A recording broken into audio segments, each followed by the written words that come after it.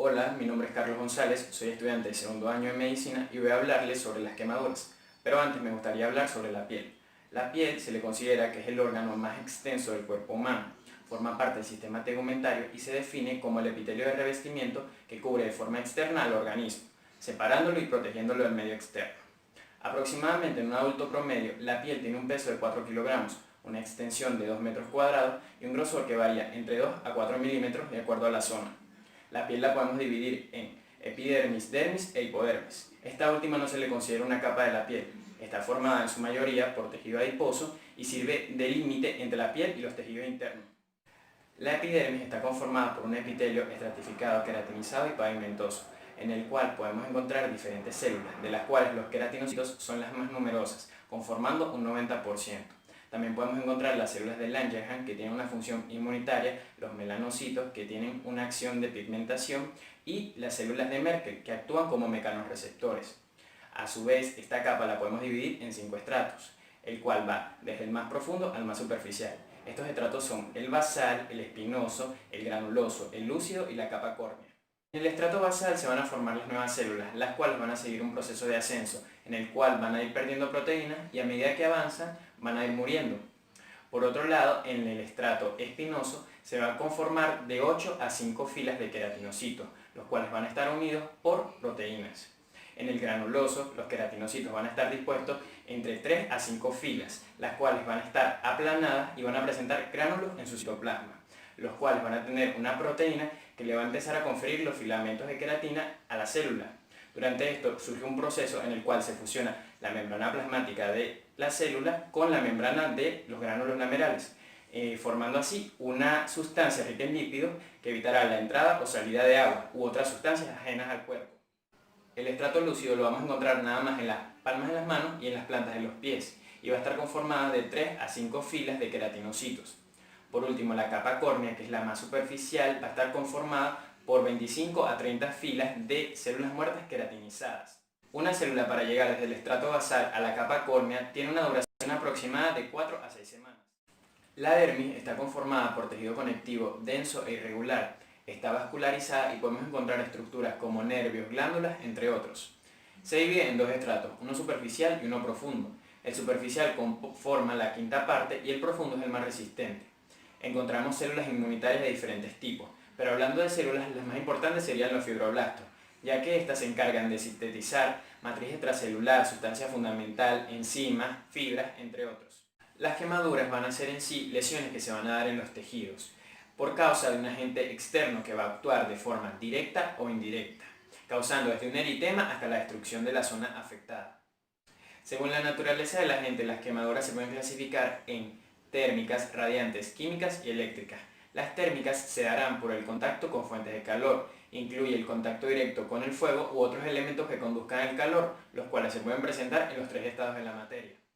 Las radiantes se van a dar por radiaciones, de las cuales la exposición prolongada a los rayos solares es la más común, pero también se puede dar de forma artificial por las lámparas de bronceado, la radioterapia, el láser, entre otros.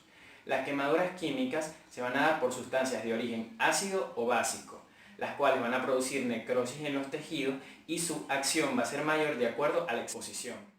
Por último, en las eléctricas se puede llegar a generar un calor de hasta 5000 grados centígrados, y esto es debido a la resistencia de nuestro cuerpo a la corriente eléctrica. Estas lesiones las podemos localizar principalmente en la zona donde la piel entró en contacto con el conductor eléctrico, pudiendo llegar hasta afectar regiones subyacentes.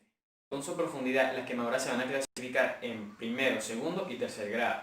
Las de primer grado van a afectar la primera capa de la piel y van a tener características clínicas como eritema y dolor al contacto, el cual suele ceder entre los 24 a 48 horas. Es seguida de una pigmentación melánica pasajera y tiende a curar entre los 5 a 10 días en ausencia de complicaciones. No dejan cicatriz ni secuelas. Las de segundo grado van a afectar a la dermis y se van a dividir en superficiales y profundas. Las superficiales se van a presentar como lesiones eritematosas o ampollas, que al romperse van a exponer una dermis exudativa y muy sensible. No presentan cicatrices ni secuelas y tienden a curar entre los 10 a 15 días. Por otro lado tenemos a las profundas. Estas se van a presentar de forma blanquecina y tienen un cierto aspecto a cera. No presentan ampollas, no son exudativas ni están deprimidas. Suelen presentar cicatrices o secuelas y tienden a curar entre los 20 a 40 días. grado. Las quemaduras de tercer grado también son conocidas como quemaduras subdérmicas, debido a que traspasan la dermis. Se presentan en forma de escara o placa de color variable, y estas lesiones se observan de forma deprimida, seca e insensibles al tacto. Se pueden observar los vasos dérmicos trombosados y un edema marcado en torno a la lesión. Además, la escara presente se va a oscurecer y a degradar. En estas, la formación de cicatrices es muy tardada, siendo de meses e incluso años.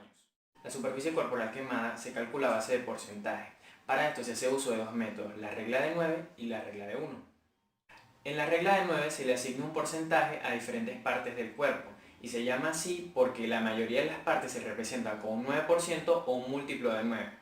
El porcentaje de las partes va a variar entre adultos y niños, y esto es debido a que no compartimos las mismas proporciones, y estas van a ir cambiando a medida que el niño crece. En la regla de 9 se va a representar la cabeza y los brazos con un 9%, el torso, dorso y las extremidades inferiores con un 18% y la zona genital con un 1%.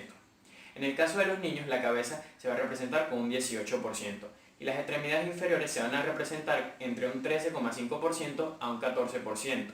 De acuerdo a esto, se va a representar la zona genital entre un 0% al 1%.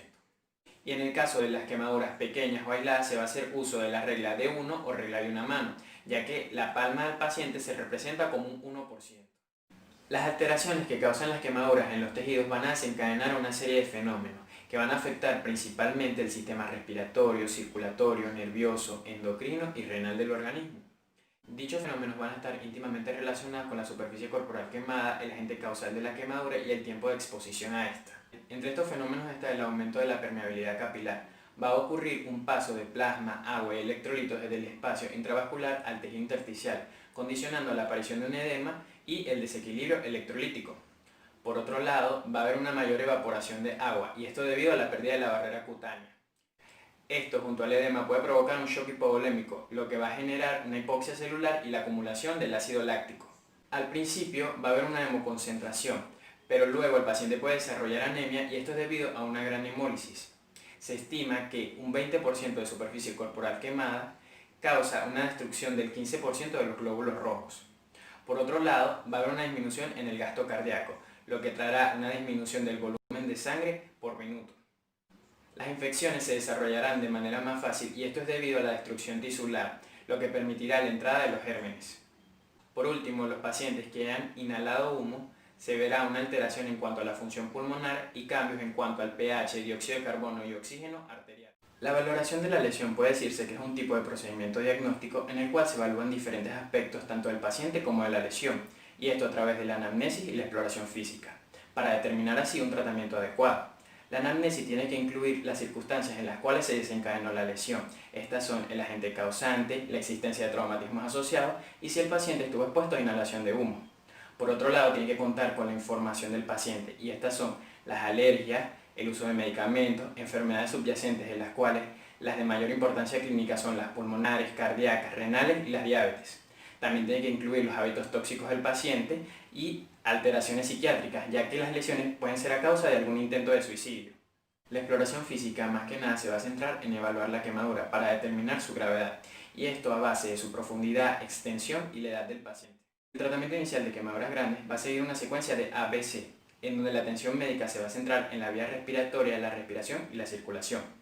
La vía respiratoria puede estar obstruida y presentar edema. En estos casos se optará por la intubación. En el caso de la respiración, esta puede verse alterada, presentando signos de cianosis y alteraciones de la conciencia. En esta se hará uso de la oxigenoterapia. Por último, la circulación se hará uso de la fluidoterapia, y esto a través de un catéter de gran calibre, para de esta forma cumplir rápidamente con los requerimientos de líquidos y electrolitos. Entre las medidas iniciales de la quemadura será separar al paciente del agente causante de la lesión. Luego, esta se limpiará con solución salina y antisépticos jabonosos suaves. Y después se podrá hacer uso de compresas estériles para hacer un alivio local, pero nunca usando hielo. Para controlar el dolor en quemaduras pequeñas se podrá hacer uso de paracetamol o metamizol. En el caso de quemaduras más graves se podrá optar por cloruro mórfico o fentanilo. Por otro lado, el uso de antibióticos solo se realiza en pacientes que tengan una patología de base o que el estado de la lesión pueda agravarse hasta el punto de generar una infección. En el caso de quemaduras dérmicas superficiales y extensas, se podrá realizar un desbridamiento de la zona, para posteriormente aplicar una pomada antiséptica o el uso de apósitos biosintéticos, los cuales son muy buenos ya que facilitan a la cicatrización y disminuyen el dolor.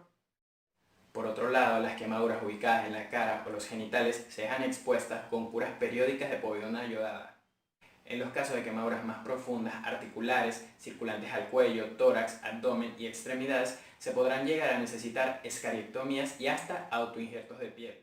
Por su parte, la dieta no se debe olvidar y, de ser necesario, se hará uso de una sonda nasogástrica para cumplir con los requerimientos nutricionales del paciente y, a su vez, evitar afecciones al sistema digestivo.